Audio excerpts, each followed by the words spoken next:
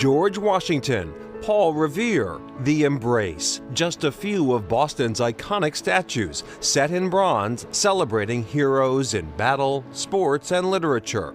But for artist Wen Ti-Tsen, when considering who is honored in our public spaces, there is something missing.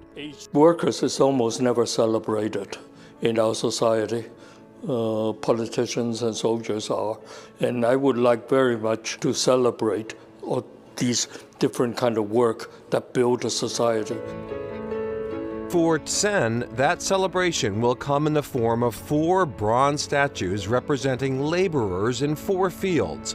Though not glamorous, they were crucial to early Chinese immigrants trying to provide a better life for their families. One is the laundryman, one is the cook, and one is the garment worker, and one is the grandmother, which sometimes people don't think as a worker. But because they spend so much time actually taking care of the children, they're unpaid, but they're workers. Is this the original? This is my imitation workspace. For this project, Tsen has exchanged the privacy of his studio for this very public gallery space at Pow Art Center in Boston's Chinatown. This is where he will convert his renderings and scale models to full-size statues with every detail meticulously considered. I want him to have a certain kind of dignity inside him, and eventually the eyes will not be like blot out, but be looking at you in an equal way. Once complete, with the support of the city of Boston, these statues will be placed throughout Chinatown. It's important for these to be at street level. I don't want to elevate them as though someone to be worshipped or anything like that. When people walking by, I want them to relate to them as a real people. 6 years ago, Tsen started thinking about the future, not in terms of decades, but a more manageable 2,000-day increment. I mean, if you're $2,000 in the bank, you know it's not very much, and every single dollar is very worthwhile. So every day becomes very worthwhile. Now, at age 87 and potentially years away from completing his latest series, he's looking to reset that clock. Now I really need that 2,000 days to finish them.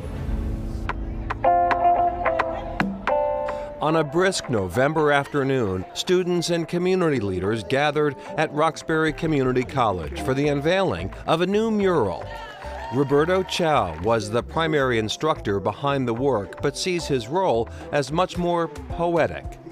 I'm an activist, conductor of a group, director of an orchestra.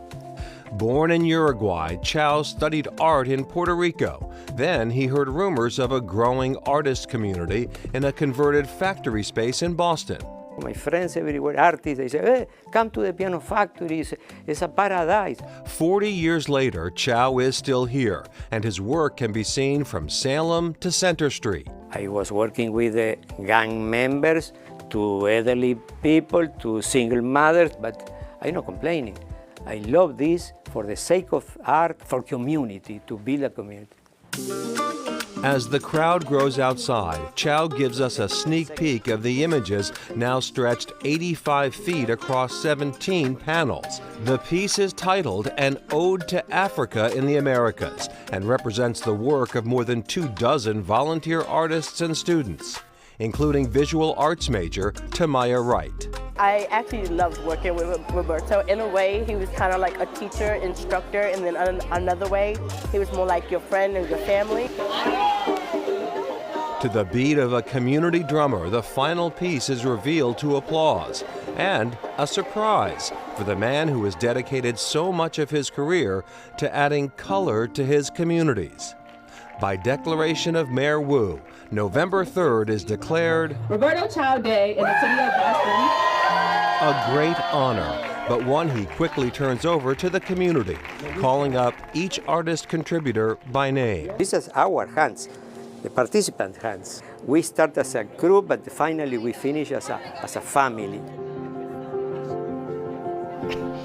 So much talent. And back to Wen T-sen, that project was over 70 years in the making. Right, it goes back to the 1950s. His family was living on Beacon Hill, and he remembers walking daily by a laundromat, and there was an immigrant laundry worker in there who was working 14-hour days, but he remembers that he had this sort of dignity and pride along with the hard work that he was putting in. And he never forgot that, and that's something he wanted to capture and send along with all of his statues. It's very nice. Coming up, a more artistic facial expression.